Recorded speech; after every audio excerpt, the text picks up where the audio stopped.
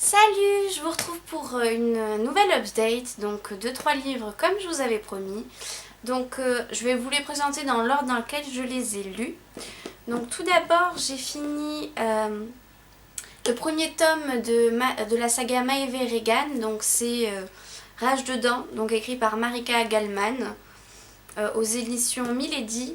Je l'avais commencé il y a un petit moment et en fait je l'ai arrêté pour deux raisons. Un, je savais plus où je l'avais posé, donc ça fait une bonne raison. Donc je l'ai retrouvé. Et deux, en fait, j'aimais pas le début, ça me plaisait pas. J'avais envie de baffer le personnage principal tellement elle m'énervait. J'avais l'impression d'avoir affaire à une ado en pleine crise d'adolescence, sauf qu'elle avait la vingtaine, c'était juste...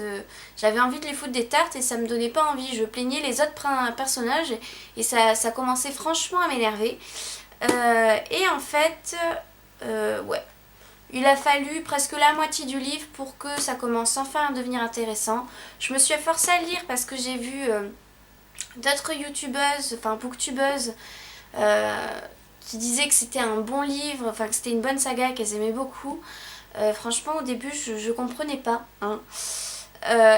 Sur la fin, ça me donne envie de voir la suite, ça paraît plus intéressant, elle a l'air un peu plus... J'ai un peu moins envie de la taper. Mais je vais lire la suite pour voir ce que ça donne. Après, si la suite c'est pareil, je continuerai pas. Parce que pour moi, c'est un livre moyen, ce premier tome. La moitié du livre, ça me plaisait pas. Et voilà, ça est devenu intéressant plutôt vers le milieu. Donc le problème, c'est que ce livre fait quand même ouais, presque 400 pages. Voilà, hein. 396, presque 400 pages, et il a fallu presque 200 pages. Et pendant 200 pages, je me suis fait chier, j'ai envie de la baffer. Du coup, je lui ai donné une note de 3 sur 5 parce que c'est pas non plus un mauvais livre en soi, puisque la suite est intéressante. J'aurais pu mettre 2 sur 5 si ça avait continué comme le milieu, voire peut-être un 1, qui sait. Mais du coup, comme la suite a l'air intéressante et que la fin était pas tout fait franchement pas mal, j'attends de voir la suite. Ensuite, j'ai tiré au sort La gloire de mon père de Marcel Pagnol dans ma palle.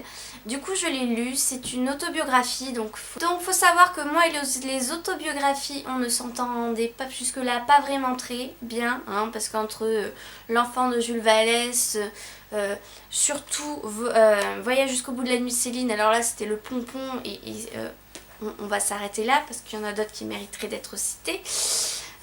J'étais vraiment fâchée avec les autobiographies, mais j'avais celle-là dans ma bibliothèque puisque ma mère me l'avait passée avec la suite, que je n'ai pas encore lue.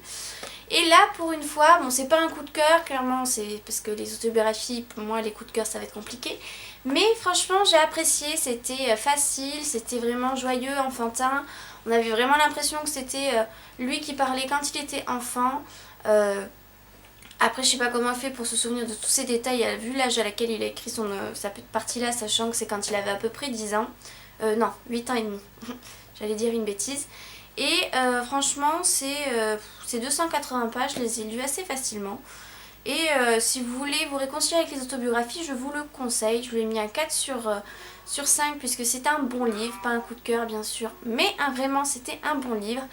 Et du coup, voilà. Du coup, au niveau de l'histoire, sans surprise, c'est l'enfance de Jules Vallès, n'importe quoi, de Marcel Pagnol. Donc, quand il était du côté de Marseille, et quand il avait 8 ans et demi, c'était un de ses étés, un petit peu de l'école, vite fait. Au début, on apprend un peu sa vie, en résumé, jusqu'à ses 8 ans et demi. Donc, voilà. Et ensuite, je viens de finir ce livre, et là c'est un coup de cœur. Donc il s'agit le premier tome de la saga Charlie Davidson de Darynda Jones aux éditions Milady pour celui-ci, que tout le monde a lu, sauf moi jusque-là. Hein, donc je sais pas si c'est à peine de vous le présenter ou pas. En tout cas, c'est l'histoire d'une jeune fille, enfin d'une jeune femme, pas fille, qui en fait est détective privée, mais c'est aussi une faucheuse. Du coup, elle voit les morts qui sont morts, hein. Et son but, c'est de les aider à passer autre part. Tout ça, c'est bien sûr le rôle de la faucheuse et santé une thune. Et du coup, on va suivre son histoire dans le premier tome avec vraiment des personnages très attachants. Moi, j'ai franchement adoré tous les personnages qu'on a vus, bon, sauf les méchants, bien évidemment. Voilà. Franchement, c'était un super bon livre. C'est pareil, celui-là fait un peu plus de 420 pages. Je l'ai lu en une journée, donc ça se lit assez facilement, hein, on va dire ce qui est. Et j'ai vraiment hâte de lire la suite. Je comprends vraiment pourquoi les autres booktubeuses ou la blogosphère adore vraiment cette série, parce que, enfin, ou saga comme vous souhaitez, parce que c'est vraiment génialissime quoi. Faites-en une série télé d'ailleurs, ça sera génial. Euh, et franchement, je le recommanderais à n'importe qui, parce que même si c'est considéré comme d'Habitlit, au final c'est des fantômes, hein, on n'a pas de démons avec des grosses dents, des vampires ou tout ce qu'on veut. Donc je sais pas pourquoi c'est en Bitlit, mais ça y est, quoi qu'il arrive. Et franchement, ça se lit tout seul, ça change des histoires d'habitude où, je sais pas, les personnes qui voient les fantômes, elles vont résoudre des affaires, c'est toujours le cas. Mais ça s'arrête pas là en fait, puisque c'est pas comme dans la série Medium qui passait à une époque où en fait elle va juste avoir des rêves.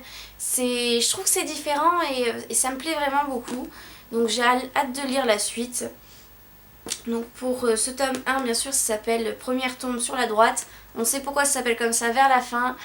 C'est marrant, le petit clin d'œil du coup. Donc voilà ma dernière lecture de cet update. Donc voilà, c'est fini pour cet update. N'hésitez pas à checker la barre d'informations puisque j'ai mis les liens de mes chroniques des livres que je vous ai présentés. Si jamais ça vous intéresse, vous voulez plus d'informations. Sur ce, je vous dis à bientôt dans une prochaine vidéo.